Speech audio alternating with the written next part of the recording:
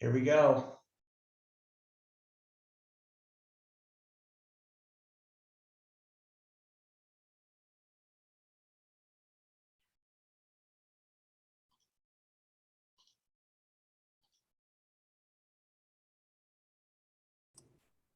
Hey, Mike.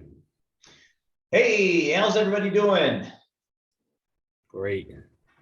Doing good. It's about to be a party up in here.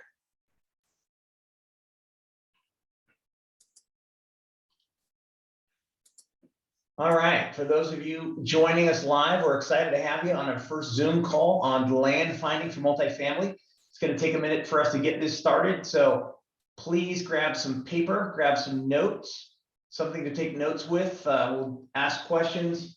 Those of you guys that have my cell phone number, great. If not, I'm going to give you my cell phone number here. If anybody is interested in having it, I think it's a valuable tool to have. My name is Mike Watson. I'm the CEO of Sumatera Ventures, and our phone number is, my personal phone number is 801-636-0100, 801-636-0100. We're going to delay here just one moment. If you're able to put yourself on video, we would love that. That's my preference, to have that happen, and we can go from there. So we'll be starting just momentarily here, and we'll go there. So give me just one moment, and we'll get started.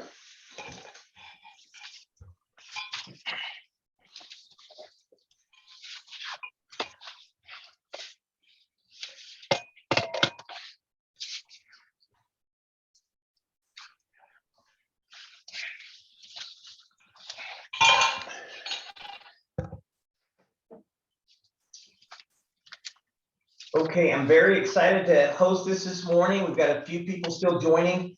Very excited to have you guys come on. What I wanted to do is make sure we set the table right. So I wanted to ask a few of you guys to please share with us what your intentions are, what you're hoping for today. I want to make sure that we clear the decks that way, and we'll just wait a couple more minutes for any late stragglers to join in before we formally start. It's going to be hard-hitting, very easy to understand, very direct. And the interesting part about this, guys, is we can do this in 5 minutes. I can do this entire presentation in 5 minutes. It's really that simple. Finding land for multifamily projects really is that simple. The harder part of finding land for multifamily is getting sellers to sell at reasonable pricing. There's some fantastic things that happen in that process, but we want to make sure that you guys are lined up and dialed in to finding properties. So I want to tell you what my intentions are for me, what my motives are for you guys being here today. And I want to make sure we're clear on your motives too. So please go ahead. And again, if you can get yourself on video, we'd love to see that. Go ahead and let us know what you're here for. So anybody want to raise their hand or kind of speak what you're hoping to accomplish in our event today?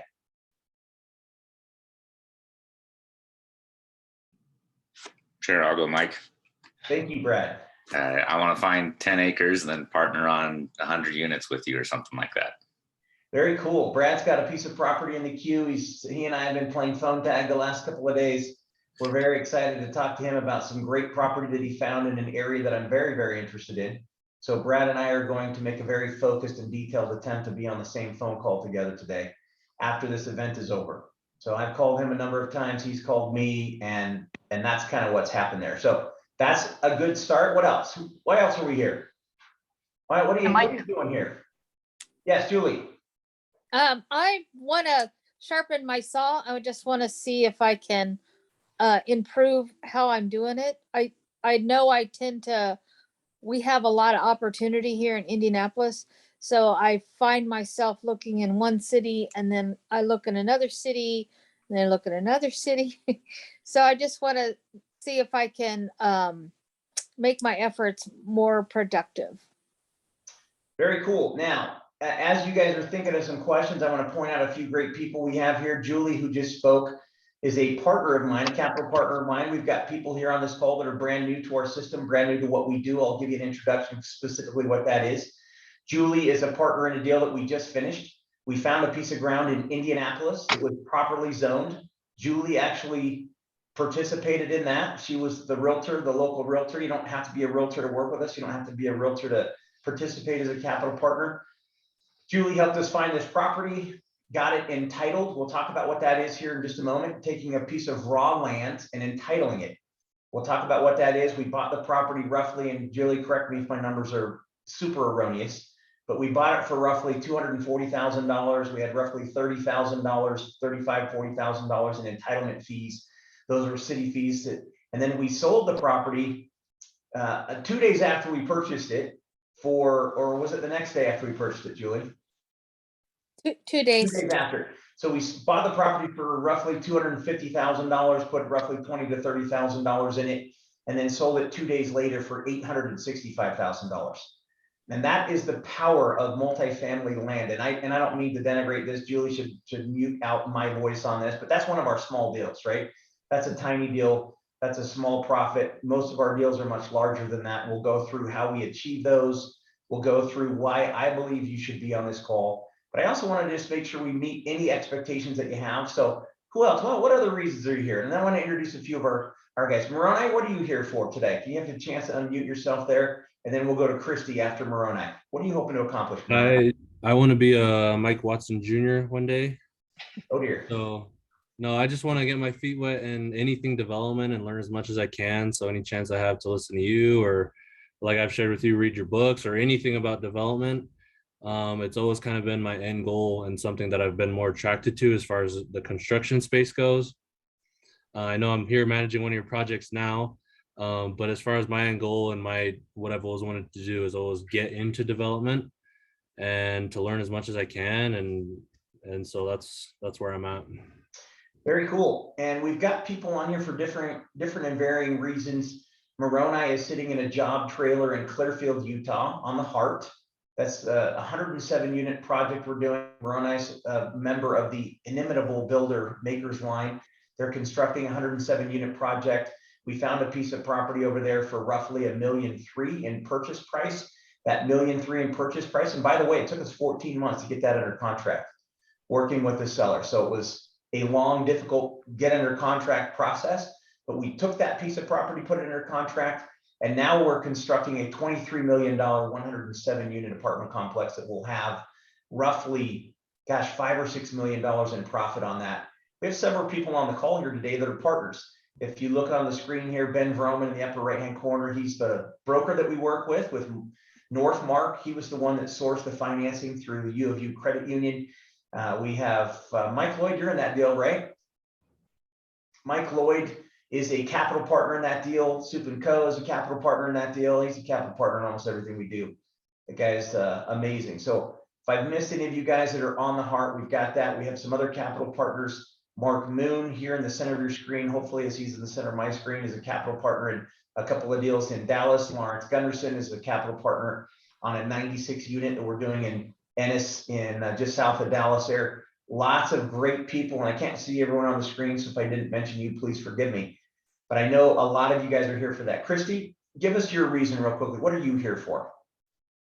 I'm kind of a newbie, and I'm interested in like the type of land I'm looking for and possible tips and points on top paths. I'm going to contact owners that may not have their land for sale, try and get in ahead of that markup and see if we can find some land.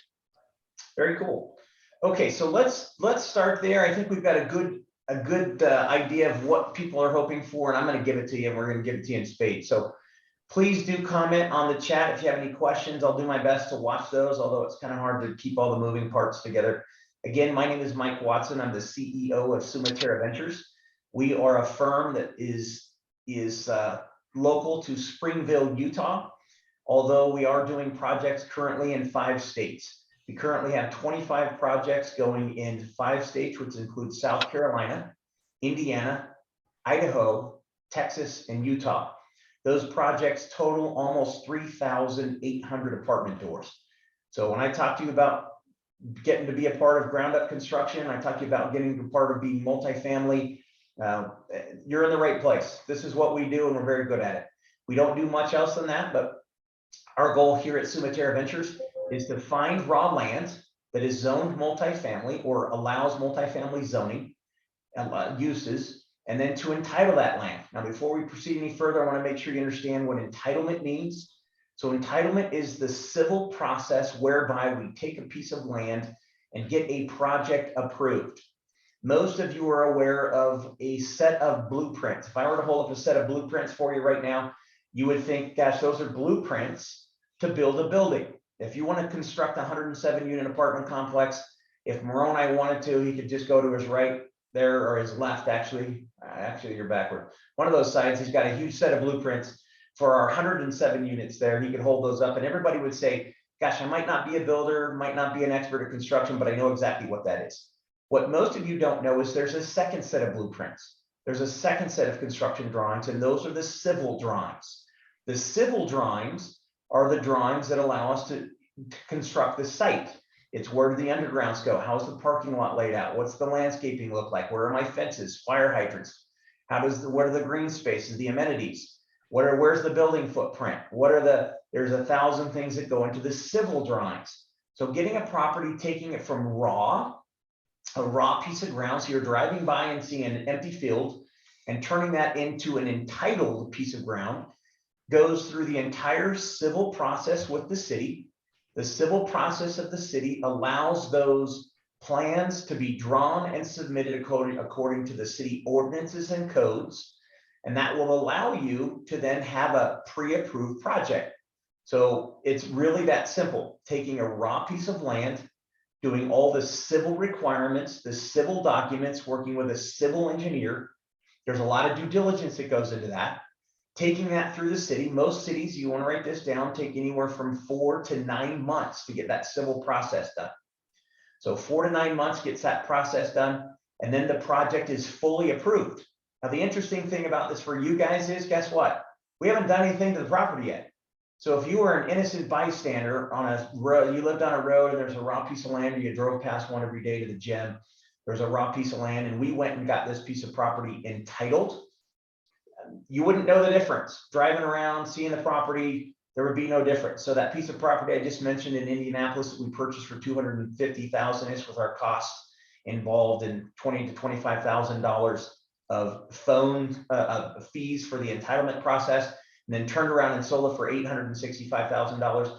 If you lived in that area and drove by that property every day, you'd see what, Julie? What would you see on that site during that time process? Nothing. Absolutely nothing. You wouldn't even know what's happening. In fact, when you see a building start construction, what most of you don't know is that project's been in the works with the city sometimes for 1 to 2 years, depending on how effective people are. So we take those properties, we get them entitled. Once they're entitled or fully approved at the city, then we start the second set of construction drawings, which is the construction drawings. That's when we do construction drawings. That's when we put it out for bid. That's when Ben at North Market's highly involved in the financing of the projects. We get those to local community banks and credit unions. We see who's the best local partner. We get them financed, and then we start construction. So that's the entitlement process. Now, here at Sumaterra Ventures, of every 10 deals that we do, we have 25 projects going right now.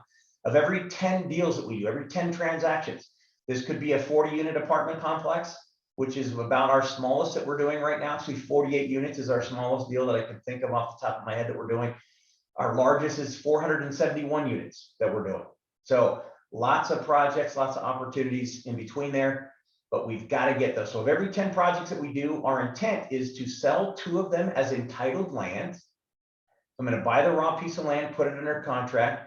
The fun part for us is we typically put purchase contracts in place that are long enough for us to get the full civil process done.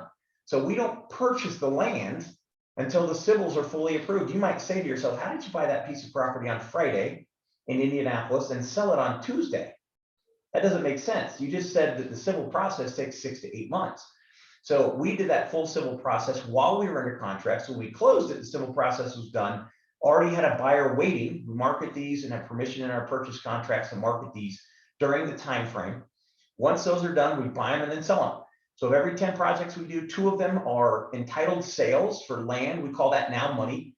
And then we build the other 8. And currently, Sumaterra Ventures is intending and hoping to keep 4 or 5 of the 8 that we build and sell 3 or 4 of the 8 that we build. So one of the only merchant builders in the United States right now that I'm aware of. There's 2 unique things that Sumaterra Ventures does. You might want to write these down. Number 1 is we buy raw land and entitle it and sell it.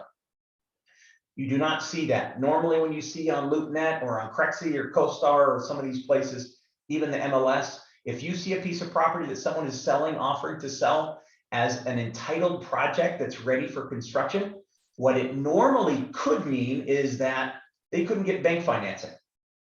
And they were intending to build that. Is very rare. Most of the bigger companies that you work with, the bigger people, the bigger construction companies do this in-house, but you never hear about it because they build these to keep. So first thing that we do is rare is we buy raw land and entitle it and sell it for a profit. Very unique. Second thing that we do is we sell properties that are new construction, and that's very unique also. You go on any city in America and look for multifamily properties that are brand new construction and see if you can find one. See if you can find one anywhere. So very unique on our side. So my goal today is this. I believe in people. I believe in relationships. I believe in sourcing. My goal today is to show you how to find multifamily with two hopes. Hope number one is that you'll go find some multifamily land that'll meet some basic criteria that I'll send with you today. And you'll send that to my office. We'll do a review of it and we participate. You can bring a piece of land in. We'll show you how that works and we'll participate with you in that transaction. Okay, that's number one. The second thing that we have as a goal is that some of you guys will be interested as the capital program that we have. Now, we don't do investments and we don't have investors. Each project that we do is set up with a brand new LLC. That brand new LLC then brings in partners that either contribute financially to the project or contribute work to the project. And for their financial contributions or their work contributions are rewarded ownership in the company that runs the project. And at the end, as we finish a project, then we have distributions based on what those numbers come out as. So our hope is that some of you guys will say, man, I'd like to learn this process and I'd like to be a part of this moving forward and not just finding some land, but I want to learn how to do multifamily. I want to see the entire process. I don't want to just do a 2-hour Zoom call. I want to learn a lot more than that. The other thing that I want to make sure that you're aware of, and we'll talk about this here in just a minute, if you could all write this down for me, we're having a 2-day camp in April. So many of the people that are on here attended a 2-day camp that I had on October 22nd and 23rd. This is a preparation for me also. We're doing a 2-day event on April 29th and 30th in Salt Lake City. And we are excited to have, I think we have over 120 registrants already. 120 people have signed up for that camp and it's still almost 5 months away. So very excited. If any of you guys want to get a taste of this and are excited to do that, we've got some special holiday incentives for you there, and we're going to match that. So those are my motives today. You'll find that we have lots of things here. I just got a question. How do we sign up for that? We do have a special. I'll talk about that here. So the other thing I want you to write down, and I'm going to actually share my screen here and show this to you. So anybody that's curious can do this. Now, some of you guys have already signed up for this event or registered for this event. You don't have to do it a second time. I'm not asking you to register a second time. Now, if you did want to register a second time, I certainly would not be offended, but you don't have to. So those of you guys that are set up and ready to go and already planning on that and have made arrangements with us, that's great. You'll notice on the screen share that I did, this is the agenda we're going to go through here real quickly. If you're interested in signing up, let me just tell you the quick terms of this. We just did a 2-day event at the Grand America. It was unbelievable, fantastic. We did it for $999. We're running a holiday special that is good today only. We're doing a registration for $299. If you'd like to be one of those people, we're going to take the first 15 people that are interested in registering. You register at hunter@sumaterraventures.com. Hunter's sitting next to me right here. If you email him and ask for him for a form, you will find a $299 registration for the full 2-day event. You guys are going to get one small piece of the land finding today. And we're going to honor the first 15 of you guys that want to do this at $299. You can send an email to hunter@sumaterraventures.com and he will register you and get you signed up. After this holiday special, we're going to go back to $999. We have ads coming out and we're going to go back to our regular pricing. So wanted to cast a wider net here. So last, I'm going to talk about that here for the next couple of minutes. Now, the stated goal of this event was for us to find land. So what I'm going to do is kind of walk through the process of what zoning land looks like and what our intent is and the action should be that you should be taking. So everybody knows this. I mean, you can drive around in your car and see raw pieces of land. You can see the broken down, decrepit pieces of land. In fact, the house that the property that Julie and I worked on in Indianapolis, That property had a beat up old boarded up house on it. And we have since taken that down. Construction started, got building permits in hand on the first building. We're very close to having a building permit in the second hand, 224 plexes there. But you can see driving around in your car where raw land is. Now the question is, what can we do with that raw land? And how would you know what you can do with the raw land? Because just because there's a field there doesn't mean that's a prime target for multifamily. So what we want to do is find out exactly what we're doing and with how to find the right raw land. Now, is a raw piece of land better than a piece of land with a building on it? What do you think? If I'm buying multifamily and I'm buying land and I want to put a multifamily project there, is it better to have a piece of raw land or better to have a piece of land with a boarded up house on it? Or is it better to have a building on it already? What do you think? Any thoughts on that? So the answer is obviously raw is better, but even if we have a boarded up house on there, we're going to have to pay an expense to tear that house or that building out. So obviously raw is better. And some of you guys, a lot of you guys that come to my little seminars and events are fix and flip guys, you're wholesalers. And it makes me nervous when you see a big piece of land with a boarded up house on it. You have let me mute Juan out there. If you have a big piece of land with a boarded up house on it, a lot of you guys are going to not be able to resist the urge to go in and put new carpet and paint in that house and try to sell it as a marked up house. And I can't tell you how many times I bought a piece of land with a little old house on it, and we could have made $40,000 or $50,000 perhaps fixing up the house, or we could have made $3 million building an apartment complex. So very different. So looking for that raw land. Now, which is the right land? And how do you know? So what I'm going to do, those of you guys that are emailing Hunter also, you can email Hunter for that registration form, or you can email him for this form that I'm about to show you, and we'll register that. But I'll screen share you and show you just how simple this is. I'm going to show you just how simple finding this raw land is. So if we go to this form right here, this is a form that we have that's called Land Finding Tips. I'm going to show you how simple this is. The first thing we want to do is find raw land, but we want to find the right raw land. So how do you know what a property is zoned for? Now, most of you understand that each piece of property in a city or a county has a zoning designation. The zoning designation is what this city or county or that municipality intends for that piece of land to be used for. So not every piece of land can have every use in the city. The other thing that I find most of you don't know is that in each city that you go to, there are generally up to 250 different uses. Now, what do I mean by that? What is a use? Well, gosh, there's a lot of different uses. A gas station is a use. A single family home is a use. A barber shop is a use. A gym is a use. A mall is a use. A multifamily apartment project is a use. So what we're looking for is to find all of the properties in the city, to find out how they're zoned, and then we find out which zone allows the uses that we're looking for. And the uses that we're looking for, you want to write this down, are multifamily or apartment uses. That's what you're going to see in most of the cities that you go to. Multifamily or apartment uses, or you might see occasionally high density residential. We don't want a residential use where we have a house every acre. That's not very intense. It's not very dense. We want a dense use where we have multifamily, high density multifamily, or the other one that we see a lot is mixed use. Write down mixed use, and mixed use is generally an amalgam of uses. And most of the applications that you see, while there are other mixed use opportunities out there, generally you'll see commercial and or retail on the main floor of a building, and you'll see apartments, condos, or townhomes above that.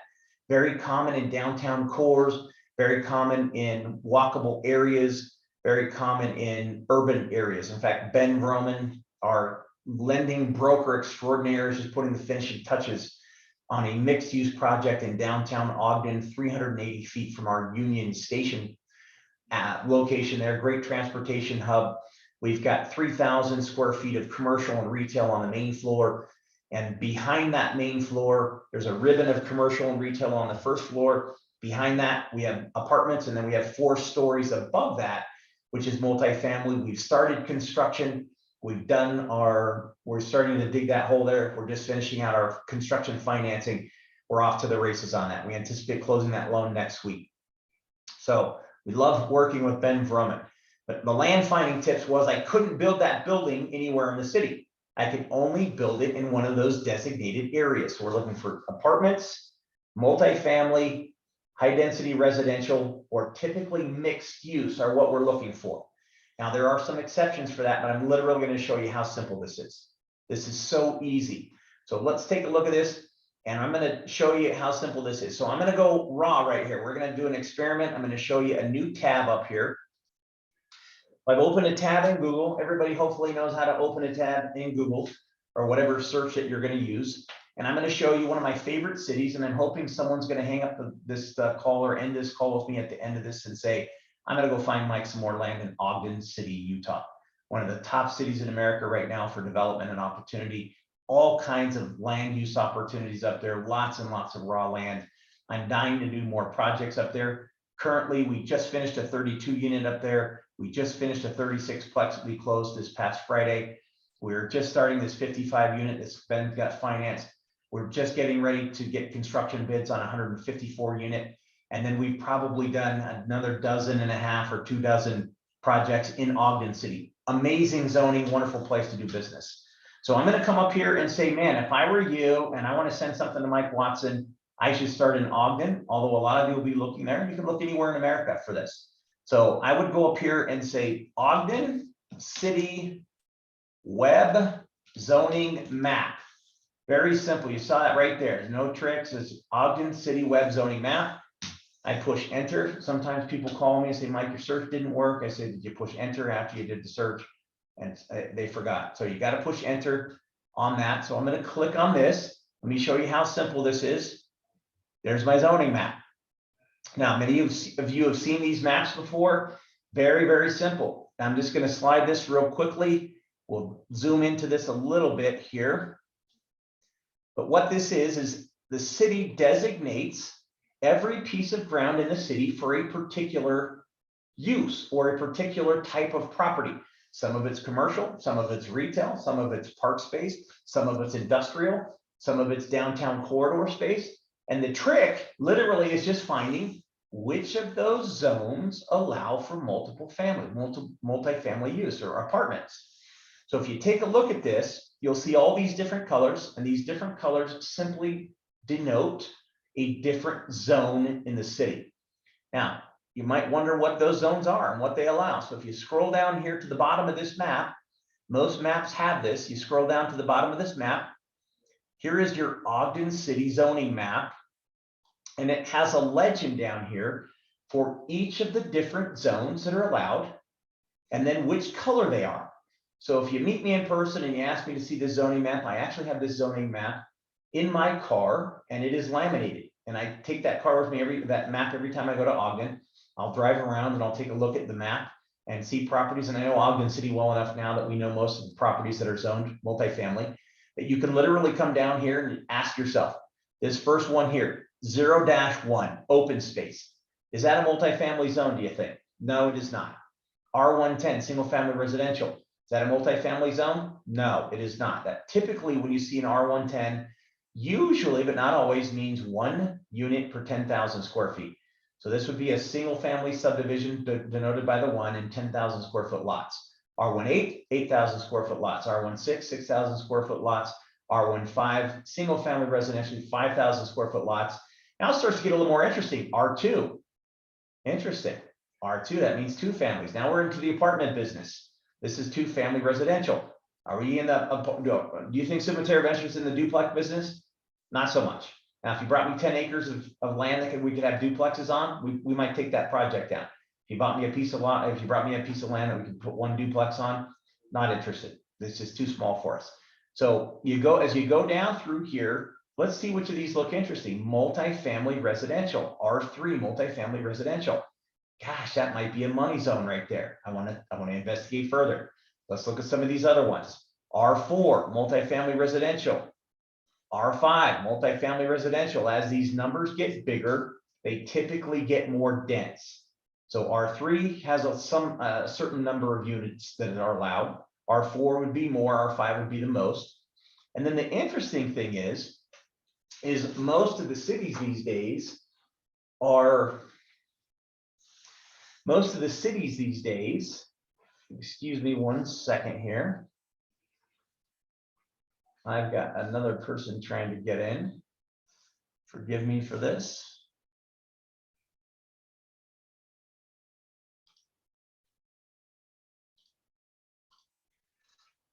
I apologize. So most of the cities these days actually have more than just residential zones.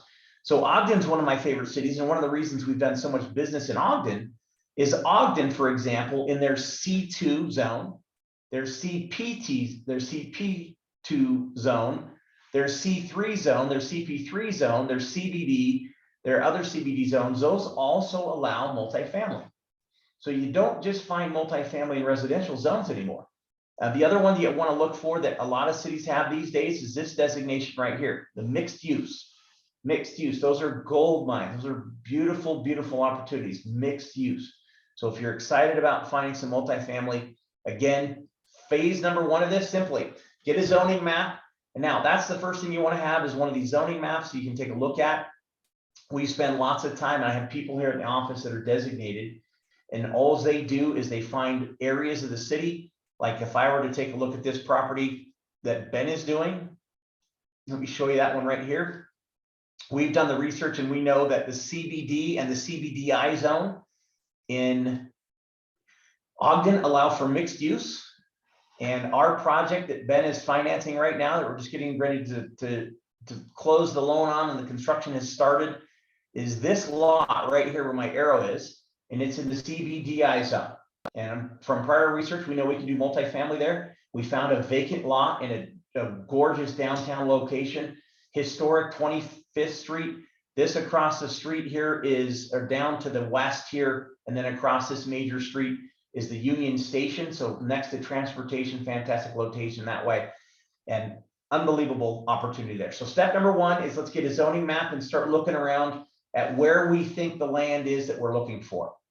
Step number 2, search number 2 is going to be really simple, and I'm just going to plug this in for you. City, Ogden City, and if you're going to do another city, obviously you're not going to type in Ogden. You're going to type in Ogden's, you're going to type in that city. So Ogden City codes and ordinances. Now it comes up here, gosh, it says City Code of Ogden, Utah, very appealing. I'm going to click on that. And what many of you don't know or might not know is that when a city establishes zoning for different areas of its city, it creates a specific zoning designation. And then inside of that zoning designation, it allows for specific uses. Now, what many of you don't know, this is going to save you a lot of heartache, write this phrase down. Zoning is law. Zoning is the law.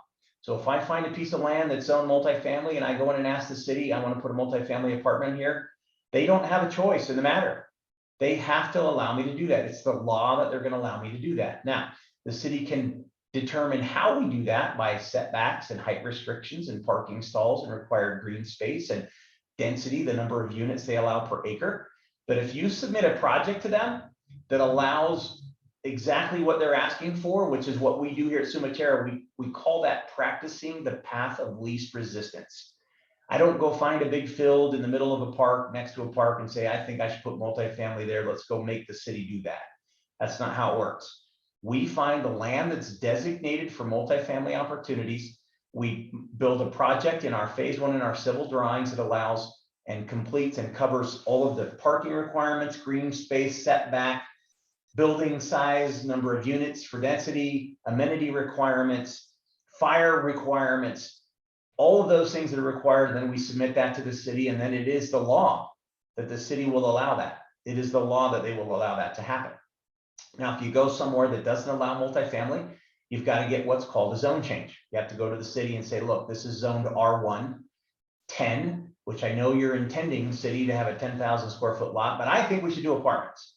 And I'm going to force the issue, and I'm going to take this before planning commission. I'm going to take it before city council. We're going to have public hearings.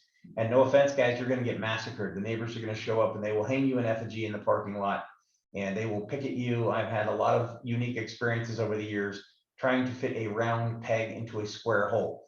So the easiest thing to do is just find out which land allows for multifamily. Now, how do we do that? So this is the city code of Ogden City, Utah. you'll see here on the left, and this is a format that you'll see in most cities. So it'll have the city code here, their codified codes. You'll look over here on the left-hand side, and these are all of the parts of the city code. And these are the laws in the city. So let's read a few of these and let's see if you see any of these that might sound interesting. Gosh, ordinances pending codification. That's things that are being considered. Now, that might be interesting, but not what we're looking for. Adopting ordinances, not so much. General provisions, kind of boring. Government organization officers and employees, not interested. Boards, commissions, committees. So a lot of these are very easy. Let me show you very simply which one we're looking for. If you scroll down through this list and get to number 15, it says zoning regulations. Interesting. If I'm looking for zones and looking for what each zone is, looking for what each zone allows, looking for the uses in each zone, I should start with zoning regulations. Now, interestingly enough, guys, I want to write this down. Most cities, in the way they codify and put their codes together, you'll find zoning regulations typically in section 15, chapter 15, or title 15 or title 17. That's not always the case, but I would say 90% of the time, titles 15 or title 17 is zoning for some reason. I think a lot of these guys just follow the same tree of codes in their cities. So if I click on zoning regulations, very simply, we can go through here and we start to see things, and you're going to want to read this. You're going to spend some time with this, guys. You're going to spend some time finding out what this is. This talks about all the different things: violation of nuisance, violations, territories, temporary exceptions, violations. You're just going to go through here until you start seeing what looks interesting. Where would I learn what each zone does and what it is? So, gosh, I come down here to 2 definitions. Legally, that's all the definitions of what the chapter is. That's not too interesting or exciting unless you're an attorney. That might be fun for you. But chapter 3 is zones and districts. Interesting. I probably want to know what the zone and districts are. Gosh, if I want to know which zone allows multifamily, I should probably go to the zone chapter. I'm going to click on the zone chapter. Now, you'll notice chapter 4 might be interesting as we get a little farther along too. Development plan review process. How do I get a development review? Appeals, variances, non-conforming regulations, conditional uses, planned residential unit developments. There's some neat things here that you want to do, but that's not required for just finding some land that allows for multifamily properties. So literally, I'm going to click on chapter 3. And then interestingly enough, if you take a look at this, this lists every zone in the city. If we scroll down through here, this lists every single zone in the city.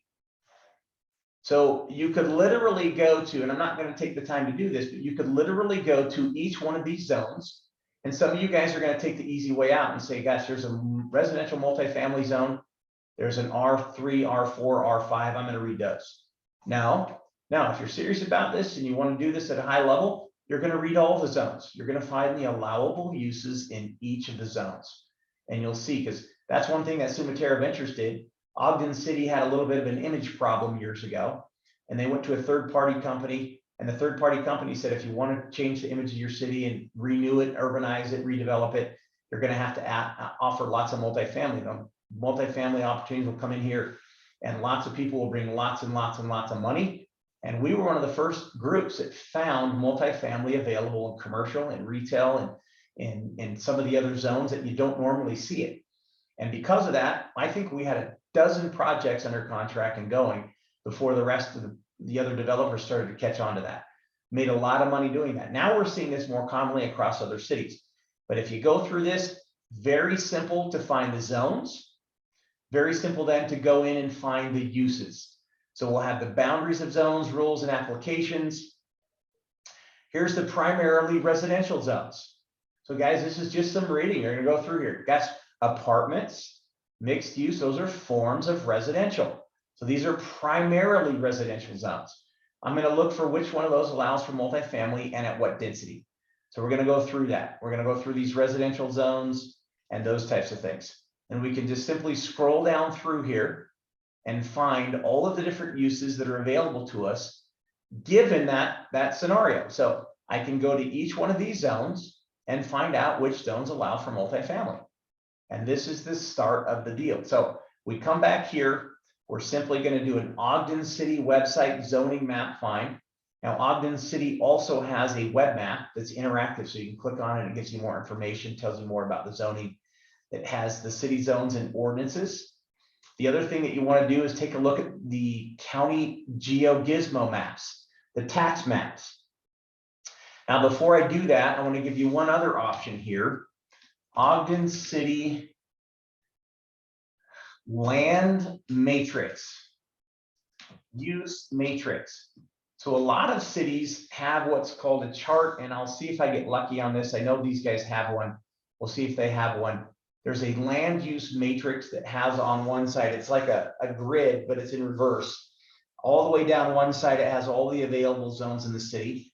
And then across the top, it has all the available uses. And then across the top, it has all the zones. So you could literally go to apartments or multifamily and see which zones those are permitted in, which zones are exciting for us to take a peek at. So zoning excitement. So we'll go through here, and here you'll notice their web map. Let's click on that briefly so you can see it.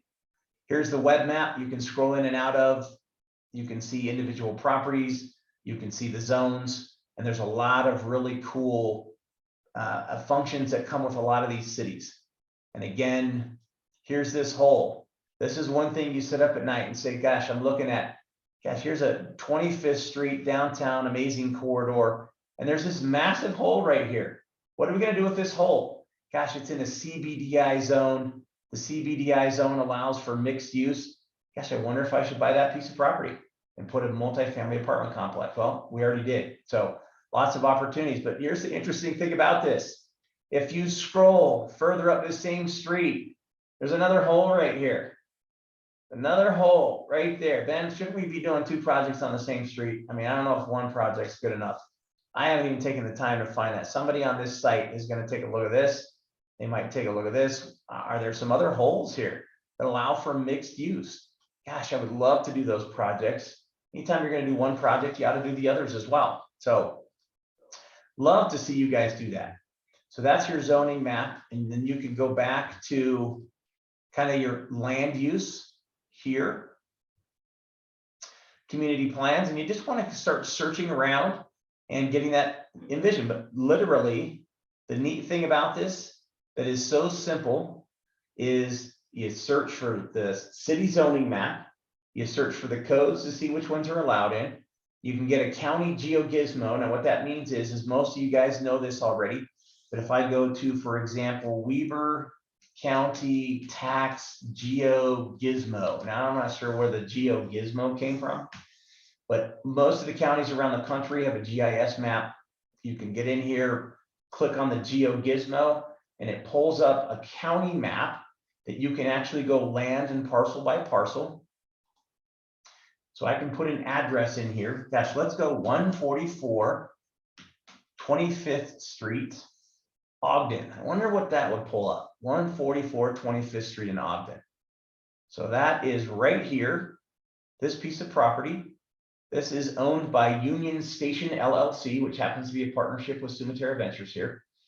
And I could find this piece of property. Now, this is unique too, because most of your geo-gizmo maps have satellite images. So you could literally say, if you had your zoning map in one hand and say, I know where the zones allow multifamily. You had your geo-gizmo map or even Google Earth on the other hand, you could literally scroll up and down 25th Street. So here's 25th Street. Gosh, who owns this piece of ground? Oh gosh, those Cemetery guys got that one. Dang it, I'm a little late to the party on that one. But man, you might scroll up the street here, and I'm literally being completely honest with you. I've not done the research on these properties that are hundreds of yards away from this current one. Here's a piece of property right here, Prestige Worldwide Enterprise. Somebody's going to get the bull by the horns and contact these folks.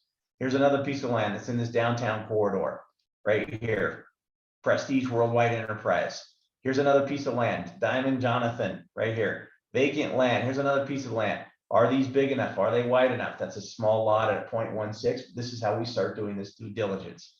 I can literally scroll all of these areas. Now, once you have the zoning, once you know the uses, once you start scrolling these things, then you can start looking around and finding other projects. So I know, gosh, let's take a look at a couple of our other projects. Here's a Winco. This is one of our projects right here that we entitled and sold. This is called Chloe's Point. This is another piece of project. This has not been updated recently. This is a 36 unit that we just closed Friday. just sold to a group out of Philadelphia. If you scroll down over here, this is a commercial zone. This piece of property is owned by our group also. Just getting ready to send the financials and the information on this with Ben. Ben should have a conversation with our loan guarantor yesterday or today on this. Ben's going to text me right now if that has not happened and is not scheduled. We've had some interesting conversations about that, but fantastic piece here. You could literally, guys, take these GeoGizmo maps, and the reason I like this is you can click on it, you can find the county information, you can see the size, you can see if there's delinquent taxes, you can see where the owner chooses to have information mailed to them, their mailing address. So you click on this 12th Street Apartments. That's this project here. This hasn't been updated. Our entity owns this now. It's not called 12th Street Apartments. That's the seller's name. We've only owned this about 45 days, and sometimes it takes a little longer than that for this to turn around. But you can literally scroll these projects, scroll these areas, and if I knew this whole street was a corridor that allowed multifamily, how hard would it be for me to identify, gosh, what is this right here? Look at this smaller building on this huge piece of land. Why don't we contact those guys? And I'm going to come up here and I'm going to take a look at all these projects. Oh gosh, who's this? Man, look at this. That looks like an apartment building. Oh, that's a 34-unit apartment complex that Sumatera Ventures did right here in this same zone. Here's a 22-unit apartment complex that Sumatera Ventures did. This is in a C3 zone. It was either a C2 or a C3. These are restaurants and a Verizon store right here. And we tucked an apartment complex right here in the back of it. This is a Kentucky Fried Chicken right here. This is, I believe, a Taco Bell or a Hispanic restaurant, tucked a 34-unit back here. So literally, we come back to our list here. We find the zones. We get the zoning map, find the zones that allow the multifamily. We get our GeoGizmo map and or Google Earth. We get our zoning map, and it's just a hunt and peck right there. That's all we do is we start doing that. We use a lot of these reverse directories, guys. We love white pages, have a lot of success with white pages. That's where we put in these LLC names, for example. Some LLC pops up on that ownership. And then if you can, number 5, it's lots and lots of work. Lots and lots of work at that point. So literally, guys, we don't have to make it any harder than that. Can we find the right zones? Which zones allow the multifamily? And then the games begin, the hunt and peck. So lots of good stuff there. And Mark Moon has mentioned, is it similar to Landglide? Landglide is kind of a combination of both. Landglide does a lot of what they offer is on the county maps. And in some cases, they have zoning applications in Landglide as well. I have found that they're not always 100% accurate on the land designation for what it's zoned for. So some great stuff in that regard. So great in that regard. Any questions? So what I'm going to do now is kind of tell you, how do you pick a city? Which city do you pick? And how do we know which city is the best city? Now, before we do that, it's my goal to say the following, guys. Here at Sumatera Ventures, we set up a new LLC for every project that we do. And our goal is to bring the financing, the contractor, the supervision and management, the entitlement team, which is us, put us all in a fantastic business. Again, we do not have investors and we do not do investments. We're going to put this all together in a business, and this is a functioning business that happens to own a real estate asset, a multifamily project, and we learn and grow and take the asset down and take care of it. So that's our goal. So you guys can get keyed in on where you belong. Now, one of the things that we pride ourselves on doing here at Sumatera Ventures is we want to invite you in and get you involved. And we can offer you anything that you might like yourself. You don't have financing? We have financing. You don't have good contractors? We have great contractors. You don't know how to do it? We're happy to bring you in and show you the ropes. So fantastic regard in that way. Now, before I move to which cities and states we pick and how we designate that, are there any questions? Would anybody like to raise their hand, please, and ask any questions on what we've talked about or done so far? Again, very simple. I don't want to sound rude or hurtful, but this is very, very simple. Find the right zones, find the zones that allow it, combine that with the property finding information that we have, and you get to work. Mark. Yeah, you talked about Julie's project in Indiana earlier. Purchasing the land, you're a realtor, so you're kind of keyed into that market anyway. did you participate in the entitlement process, or did Sumatera do it, or did you combine efforts? So I'll take that question. Julie was an absolute partner with us on that, and Julie was the boots on the ground in that transaction, and she absolutely participated in that. You'll find Sumatera Ventures, wherever we run a project around the country, we do the majority of the entitlement process, but we love to have that local person. Julie was the person that ran places when we couldn't get someone to pick up the phone or return emails, or somebody went missing. Julie was that person, absolutely. So she got to see the project. She got to walk through the entire process with us and learned a lot. Even though she knew a lot, she learned a lot. And we're doing some other ones. We've got several others going out there now. So very, very exciting area for us to have multiple assets that we're working on. And we've got 2 other big projects. The first project we have is going to be, I'm guessing, around 270 units. And then the other project we have, how much does the Point have? The Plaza? I think it's around 50. So we've got another project that's a little bit smaller than that, but man, we love them of all shapes and sizes, and we love to participate. So great question, Mark. Any other questions, comments, thoughts, guys, before we proceed with this? Okay, so let's screen share back over and talk about picking the right city and state on what we're looking for and how we do that. And I'll tell you our formula, and it's not the only formula, but it's what we do. So I'm going to go ahead and switch back over to this simple document. And picking the right cities and states. Now, this is not a political thing for me. So if you don't happen to align politically to what I'm about to tell you, don't get offended. It's just, it is what it is. And it's what we found to be the most successful and easiest opportunity for it. So picking the right cities. The first thing that we do is pick a blue state, or excuse me, a red state. Red state. We love red states. Red states typically have less paperwork, less requirements, less issues, less oversight, less committees. All of those things are less. So we love, love, love red states. Now, if you happen to be in a blue state, but you have a red city, that's acceptable also. Red cities are great. There's some ways to find out who that is. Is the mayor of the city? Are they Republican? Are they Democrat? How do they vote? And again, please don't confuse this with how we might think or believe social issues. I'm not telling you how to vote. I'm not telling you how to believe. But when it comes to less paperwork, less regulations, less demands, less requirements, less issues, less time, it's red all the way. And we do have some projects right now that I violated my own rule. We have some projects, for example, in Fort Worth, Texas. Texas being a red state, a long-held red state. We're in Fort Worth, which is a blue city, and it will probably be the longest. We just got a project under construction.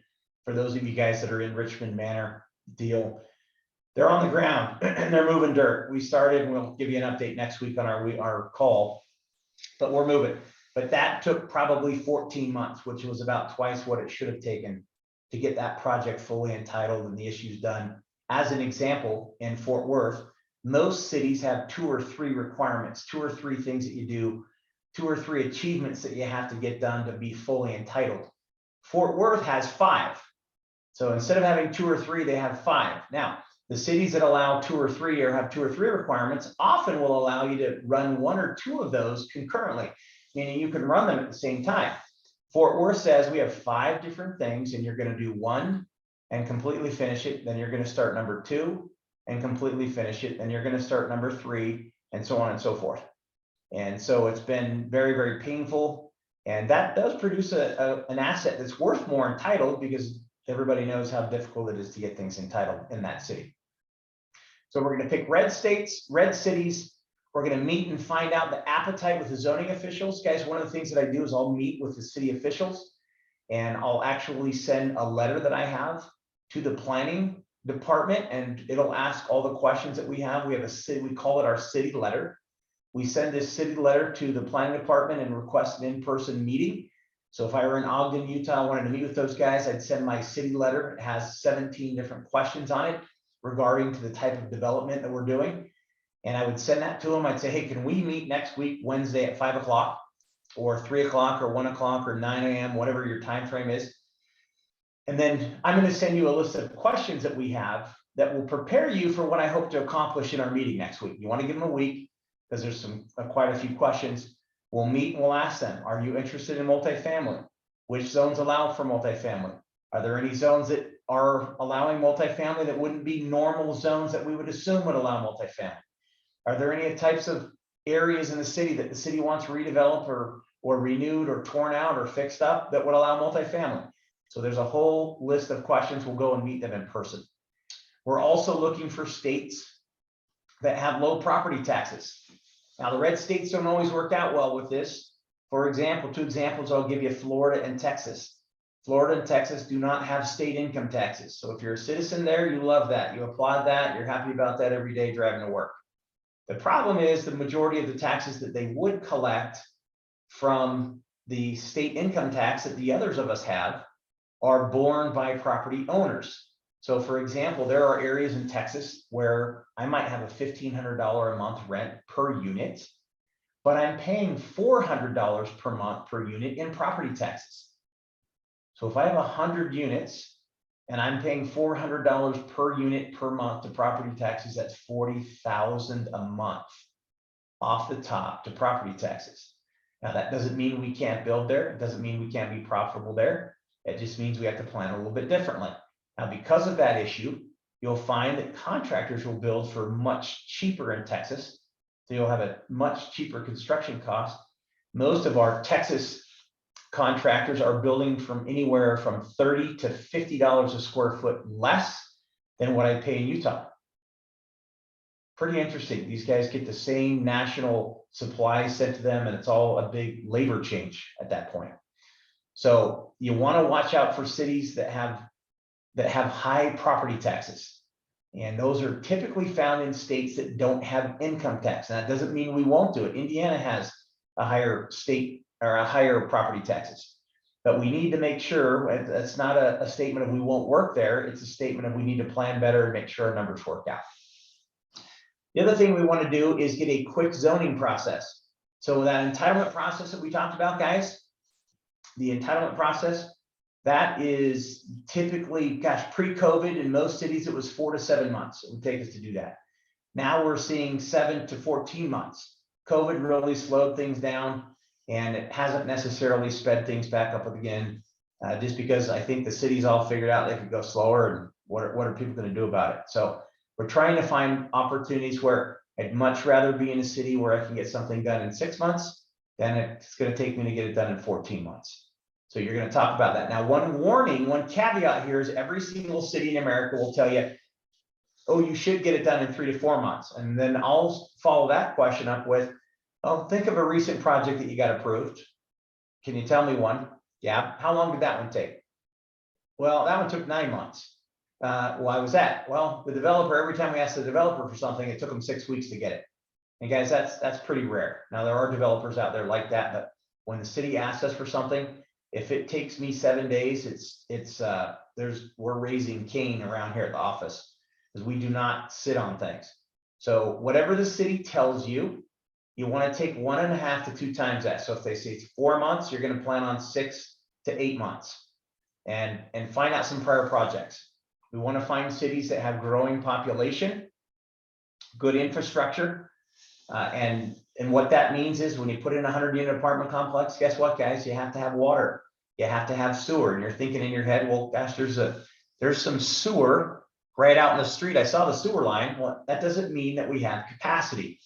That doesn't mean that there's room in the sewer line that's in the street for 100 new families or apartments for us to dump sewage into. So it's a capacity issue as much as anything else. So these are the starting points on how we find multifamily land. And I got to tell you, this is the hottest segment of real estate in the country. There is nothing out there that I think that is more profitable, more highly in demand. And I don't have to speak to the demand for housing right now and the continued demand for housing and how intense that is right now across the country. So most of the cities, while they may not necessarily like multifamily, they do have zones that allow it. They do have high needs for it. I, for example, was recently in Provo City. I said to Provo City, how much multifamily do you need right now? What's your demand? They said, man, if we took everything that we had in the queue right now, so all of the projects that have been submitted, either in the civil side or in construction drawings, construction permitting, and we doubled or tripled it, we wouldn't touch the demand that we have right now. Wouldn't touch it. Wouldn't touch it. Wouldn't touch it. Unprecedented. So you want to find those areas that have wonderful opportunities in that regard. You can look at other metrics. Another list you might want to look at are the top 10 cities, the top 10 cities list. What are the best small cities in America? What are the best mid-sized cities in America? What are the fastest growing cities in America? What are the fastest rising rent cities in America? What are the cities that are offering the most jobs in America? What cities are seeing personal income grow at the fastest rate in America? And you will start to see a consistency of cities across those genres. And it's not hard to determine where you should be looking. Okay, before we move forward any further, what questions, comments, thoughts do you have on this, guys? Want to make sure that I've done a lot of lecturing here, and I hate doing that. I love to be in person and have kind of an interactive opportunity. What questions do you have? Comments, thoughts? Very simple, yet there's a lot of work involved. Yes, Alex. What kind of turnaround time should we expect when we submit a project? To As the far as city? like getting a response from you. So it depends. It depends how replete it is. Those of you guys that would like to work with us further, we actually have a submittal process that we go through. If we get a full submittal, our hope is to have a turnaround and at least an initial dialogue in 72 business hours. And then there's some issues because Alex, for example, found a really great property that we were excited about. And it was just kind of a tough scenario because there were a couple of strikes against it. He found a wonderful piece of property. It was zoned right, unbelievable location, high proximity to transportation to an interstate highway, next to some beautiful apartments. So it checked all of those boxes. Price wasn't unreasonable. It was a little bit high, but we negotiated with those guys. But some of the strikes it had against it, it was next to a low income tax credit project. And oftentimes when you're bigger projects, and Alex was doing a project that would have had 200 plus units. If you write this down, guys, typically 200 plus units is going to be an institutional size project. What that means is you're not going to have Joe Smith buy it. You're not going to have Joe and Fred set up an LLC and buy it. These are going to be the REITs, the family offices, the insurance companies, the uber wealthy, the corporations. Those are going to be the people that buy those, the big projects. And many of them, most of them don't want to have a brand new sterling asset next to a low income or a Section 8 housing project. So that was strike one. And even though these guys, the tough part about that was these guys it was beautifully taken care of. It was fully occupied. But there's just a stigma that comes to that. What's going to happen over the next 10 years? If you look at low income housing and Section 8 housing that's 10 years old or older, especially 20 years old or older, what do they all have in common? And do I want to put my sterling beautiful asset right next to that? So that was a tough one. The other issue that we had is there's some serious topography issues, which provided some beautiful views, but some serious topography issues there. So we're a little slow on the take there. We had multiple rounds of negotiations with the seller that deal just didn't end up working out. But our hope is that we have the opportunity for dialogue almost immediately. My expectation for you guys would be you find a piece of property. If you're interested, I can reach out with you. Those of you guys that are interested in getting enrolled in our camp, I'll send you the land submission form. We actually have a spreadsheet that we use that you're required to populate and fill out that you'll send a deal in to us on. I would love to get a heads up. Hey, Mike, I'm putting a deal together. I hope to have that in front of you in 2 to 3 days, 1 to 2 days. And then we can set a time and start asking questions. And we'll start negotiating. One thing we don't want you to do, guys, is don't find a piece of land and go put it under contract and then tell us about it. We have a very specific and unique way that we write these contracts, and we'd love to do that. So let's go to some questions here. I've got a few questions that are rolling in, and let's answer those, and then we'll open up the mic to see any other questions. So do you typically buy outright or with permitting approval contingencies? So again, we generally do a contract that has 3 90s. We have a 90-day due diligence, 90 days to close, And then we have a 90-day extension that we allow for additional non-refundable earnest money. So if I'm buying a $2 million piece of land, we generally put up 1% earnest money. So I'll do a $20,000 earnest money that gets me a 90-day due diligence, 90 days to close. Now, at the beginning of the contract, I'll tell the seller, I get to have a 90-day extension at my option, should I choose to do that, but I have to give you another $20,000 non-refundable earnest money. Not just going to ask them to wait 90 days. I'm going to give them another $20,000 non-refundable. I'm going to ask them up front because they'll usually agree to that up front, knowing they get another 20K. Now I've got 270 days. Now, so I will not put in my contract, Dave, do I put in the specific contingency, this has to be entitled? No, I don't. Does it have to be fully approved by the city? No, I don't put that in there. But I will say when I'm getting to that first 90 days, if we're behind schedule or there's been issues or we find out things about your piece of land that you didn't disclose to us that you knew, and we have run into problems, then I'll go in and ask for an extension to that due diligence period. And I'll be very blunt about that. And we get those about 70, 80% of the time that we ask. So we'll not typically put the permitting in, but we tell them that's exactly what we're doing. Next, do you model only as a rental or as a potential condo sell? So right now we're not doing condos and we're not doing townhomes for ownership. If we do condos and townhomes, they're for rent products. This is the first time in my career, the last couple of years, where the value of an apartment is anywhere from 30 to 20 to 40% more than the value of a condo. So if I have a 2-bedroom, 2-bath apartment that's 1,000 square feet, I can probably sell that in most cities for $220,000 to $240,000 a door. Let me repeat that. These are staggering numbers. I have a 2-bedroom, 2-bath, 1,000 square foot apartment. I can generally sell that for about $220,000 to $245,000 per door. I mean, the numbers are mind blowing right now. Now, if I were to sell that as a condominium, most cities I could not sell it for that same amount. I couldn't sell that condo for $240,000, but it would cost me the same to build. It would cost me the same to develop, and it would be very expensive, a very expensive lot. So typically not. Now that doesn't mean we won't see that in some of the more urban and metropolitan areas. Some of those condos and townhomes are fetching pretty pennies, but if we do condos and townhomes, they're a for rent product, and we generally don't do those, although we would if the numbers worked. Next question, Mike, how are you conducting rent studies and accurately quantifying construction costs early on in performance to determine land value? It's a fantastic question.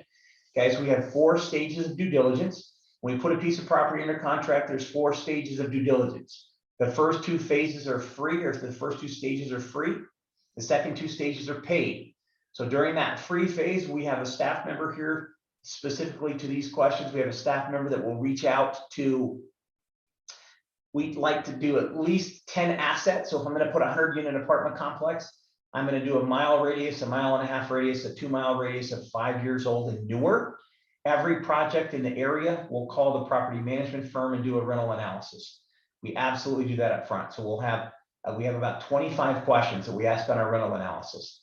Questions like, how many units do you have? What's the unit mix? What are the rents per square foot in the unit mix? What are your additional streams of income in those unit mixes? How much parking per unit was required? Do you have a surplus of parking or a shortfall of parking? What other income streams do you have? Which unit is the most in demand? Which unit is the hardest one to rent?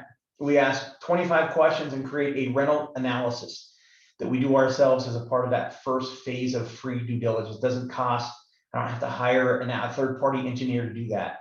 We can do that. We have a very effective set of questions, and we do very, very pinpoint rental analyses. Second thing is we do an economic analysis. So we do an economic analysis that we put together based on census data, local information, and we put together typically a 17 to 25 page report that talks about the specifics of the area, rising income, family makeup, all of those types of things, median, mean, household income, demands, housing needs, all of those things. Put together a very complete report at the very front of these projects. So construction costs, one of the things we're famous for is we'll take a set of plans from the market, we'll send it to 3 or 4 contractors right up front and say, hey, can you give me a bracket? Now don't ask them to bid it, because that's going to take them 6 weeks and a whole bunch of time, and they think they're going to bid it. We'll send this to these guys we'll send a set of plans on something that we've already built and say, give me a bracket. I like bracketed costs. Give me a high and a low. Okay, what can I expect here? What would something like this run in your marketplace? We send them the full civils and the full blueprints. And they can look at that. And if they're any good, if they say, gosh, I can't tell you, I'd have to do a full bid. These guys, they're the wrong builder. Most of these guys are dialed in enough that they could say, Mike, I think I could build this for, gosh, 120 to 130 bucks a square foot, or I'm probably 150 to 160 per square foot on this. Or yeah, I built something like this. This is the pricing. So absolute fantastic. We're going to talk to builders right up front. Now, if I'm going to see the property, most of our projects guys around the country are put under contract before we've done them. We get them under contract. I send out this information to builders.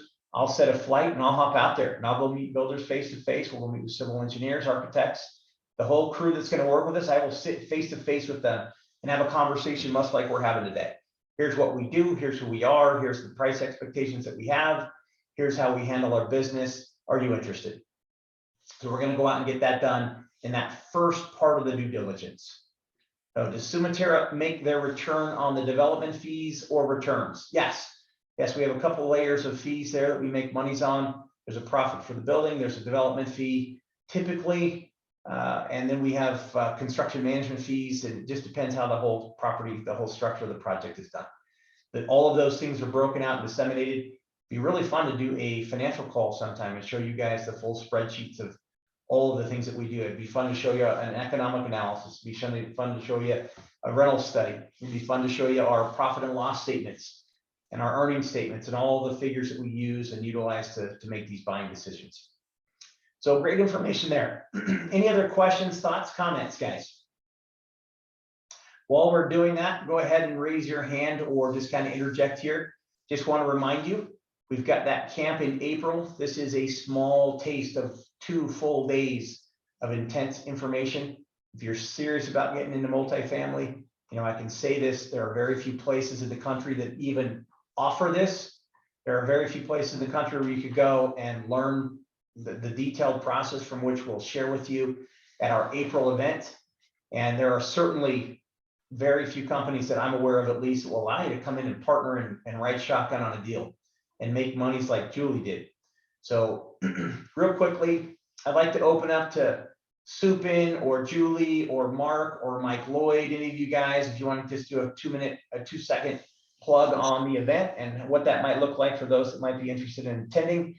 Supin's been around for, gosh, it's been 15, 17 years. He's been in the program. Supin's got 4 or 5 projects going. I don't know if you have a chance to comment or any thoughts on that. Yeah, I would say when you come to the camp, come with an empty brain because Mike's going to fill it up and it's going to overflow. So you might want to come with a spare brain to hold all that information. Fantastic. And Supin's been to a number of our classes. I only do classes about once or twice a year. I am not an educator. I used to do a lot of trainings all around the country. I do not do that anymore. We are a development firm and we do this for 2 reasons. I'll be very blunt with you. I do this for 2 reasons.